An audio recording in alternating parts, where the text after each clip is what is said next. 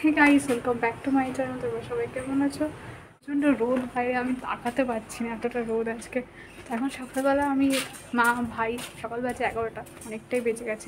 আমরা যাচ্ছি মামা বাড়িতে। আজকে আমার আবার একটা পার্সেল আসার কথা আছে। আজকে নাকি বৃহস্পতিবার আসবে, তাই ভাবছি এটা এলে তো কাউকেই বাড়িতে পাবে না। তাই ফোন তো আমাকে করবে, তখন বলবো যে কোথাও একটা বাড়িতে রেখে দাও। এটা নিয়ে একটু চাপে আসছি। এবার কাকিমা যদি না থাকে সেই তখন পার্সেলটা রাখার জায়গা হবে না। হ্যাঁ, আবার ভিতরে যাচ্ছি মা। কি হলো? আমার এই মামা বাড়ি যাওয়ার পথে সব থেকে বড় বিষয় কোনটা বলো তো? এই রেলগেটটা। যে রেলগেটটা পড়বেই এবং টুকটুকিওয়ালারা একবার এপার থেকে ওপার যেতে চাইবে না, বলবে কি আপনি রেলগেটে নেমে যান, রেলগেট থেকে আবার ওদিকে টুকটুকি করে চলে যান। তো এইটার জন্য এতটাই যে সমস্যা হয় সে আর কি বলবো। তো একটা দেখছি কাপল বেশ সুন্দর যাচ্ছে মা ষষ্ঠী করতে, এতটাই রোদ, মাথার ওপর ব্যাগ দিয়ে নিয়েছে। আমরা যাচ্ছিলাম টুকটুকিতে, মানে আমি মা আর ভাই আর বাবা যাবে, পরে হয়তো যাবে বাবার গাড়ি নিয়ে চলে যাবে। তো ওই নিয়ে চাপ নিচ্ছে না। এখন সকালবেলা গিয়ে আমরা খাবো হচ্ছে লুচি তরকারি, এই সমস্ত না হলে লস হয়ে যাবে না আমাদের, সেই জন্য আমরা সকাল সকাল দৌড়াচ্ছি। সব থেকে গর্বের বিষয় কী জানো? যেখানে আমার বান্ধবীরা, আমার দিদিরা, ভাইয়েরা, বোনেরা বাচ্চা নিয়ে ষষ্ঠী করতে যাচ্ছে, সেখানে আমি এখনও মামা বাড়ি যাচ্ছি। এটা বেশ আমার কাছে ভালোই লেগেছে। মামা বাড়িতে আসার পর ভাই এখন খাচ্ছে লুচি, আমার খাওয়াটা অবশ্য হয়ে গেছে। এদিকে ভাই যখন খেতে বসেছে তখন সাহেব চলে এসেছে। সাহেব এসে বলছে সাহেবকে খাইয়ে দিতে। সাহেব সকাল থেকে খায়নি, ও ভাই আসলে ভাইয়ের সাথে খাবে সেই জন্য। সকাল রান্নাঘরে অনেক কিছু তোড়জোড় শুরু হয়ে গেছিলো। এদিকে রসুন কাটা হয়ে গেছিলো, তারপর এই যে পেঁয়াজ, এই যে চালটাকে ভিজিয়ে রেখেছিলো। তারপর দেখি কড়াইতে রান্নাও চেপে গেছে, দেখছি যে আলু ভাজা হচ্ছে। তখন গিয়ে আমি একটু নেড়ে চেড়ে দিলাম, বাট আমি আজ কিছুই করিনি। আমি তো বসে বসে ঘরে রিল বানাচ্ছিলাম, না এই করছিলাম না ওই করছিলাম। সেটা মাও কিছু করেনি। যে সকালের রুটি যেগুলো এখনো খাওয়া হয়নি পড়ে রয়েছে। তো এখন বাজে হচ্ছে দুপুর 1টা। এবার আমি যেতে হবে স্নান ধান করতে, কারণ প্রচণ্ড গরম লাগছে। সকাল থেকে আমি এখনো স্নান করিনি। এইটাকে চালিয়ে একটু হাওয়া খাচ্ছিলাম, তাও এটা দিয়ে কোনো গরম হাওয়া বেরোচ্ছে, ঠান্ডা হাওয়া বেরোচ্ছে না। আর বাইরে সবাই রান্না করছে বলে দরজাটা বন্ধ করে মানে পুরো হাওয়ায় ঝাঁজ টানছে, আমার চোখ মুখ পুরো জ্বলে যাচ্ছে।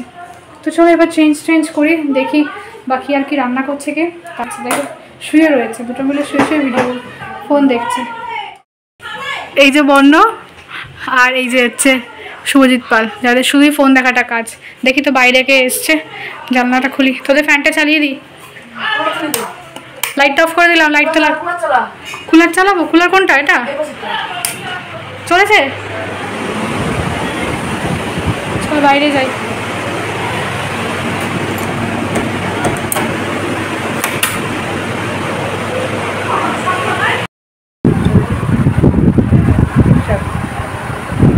সেই মনে আছে তো তানিয়াদি রান্না করেছিল অনুষ্ঠান বাড়ির পয়সা।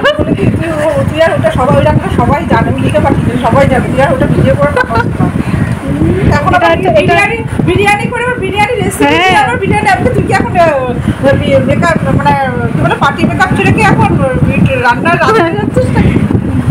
অনুষ্ঠান বাড়ির পুঁইশাক, এটা হচ্ছে মাছের মাথা দিয়ে। কই মাথা কোথায়? দেখ, দেখানোর মতো মাথাটাও নেই এখানে। লক্ষ্মী আন্টি বাগেরটা আমি বসিয়ে নিলাম। পুঁইশাকের মাছের মাথা, আমি মাথা খুব একটা পছন্দ করি না। তুই নিবি? ঠিক আছে, আমি খাই। তারপরে আজকের মেনুতে ছিল হচ্ছে খাসির মাংস আর টক ডাল ছিল, যেটা আমি অ্যাভয়েড করে গেছি। খাসির মাংস দেখলে আর কি এই সমস্ত খায়। যাই হোক, তাও আমি খেয়েছিলাম পুঁই শাকটা, কারণ ওটা মাছের মাথা দিয়েছিল। তো মাসি আমার দিয়ে গেল, আমি বসে বসে খাওয়া শুরু করলাম।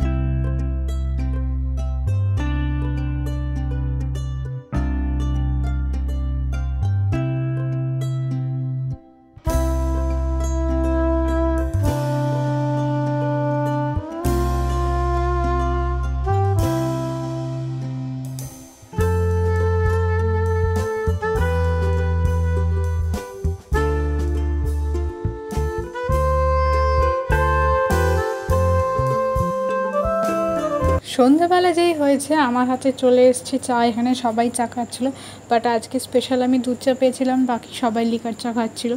যেহেতু আজকে দুপুরবেলা মাংস খাওয়া হয়েছে, সেহেতু মাই দুধ চাটা দেখলে আমার প্রচণ্ড বকতো, দুধ চা খাস না আজকে, কিন্তু তবুও আমি খেয়েছি।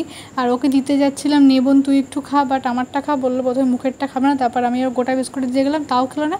ঠিক আছে, এবার আমি চাটা আর এটা সবটা মেরে দিই। তারপর চলে এসেছিলাম বাড়িতে এসে দেখি আমার একটা পার্সেল এসছে। যদিও জানতাম আজকে পার্সেলটা আসবে। আর একটা কথা আগেভাগেই বলে দিই, এটা কিন্তু আমি কিনিনি, এটা আমায় গিফট করা হয়েছে। যে আমাকে দিয়েছে তাকে থ্যাংক ইউ। প্যাকেটটা খুলতে গিয়ে দেখি প্যাকেটটার মধ্যে এরকম একটা ফুটো মনে হয় যে ইঁদুরে কাটলে যেমন হয়। অ্যামাজন থেকে এটা আমি নিয়েছিলাম, বাট এটা একটা ফুটো দেখতে পেয়েছি, তো আমার সেই ফুটোর মধ্যে আঙ্গুল ঢুকিয়ে সেটাকে আমি বড় করে ছিঁড়ে ফেললাম আবার।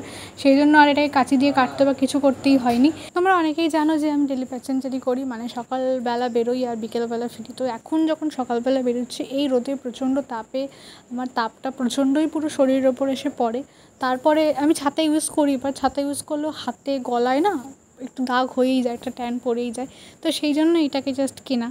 তো এটা খুবই সুন্দর হয়েছে, এটার দাম নিয়েছে 350 টাকা। এটা সত্যি খুব সুন্দর, মানে দেখতে যেরকম গ্লেজি, হাতে নিয়েও সেরকম সফট, আর এটা পুরো সুতির কাপড়ে। তো সেই জন্য আরোই ভালো, গরমে পরতে পারবো, রোদে এটা পরে আরাম হবে।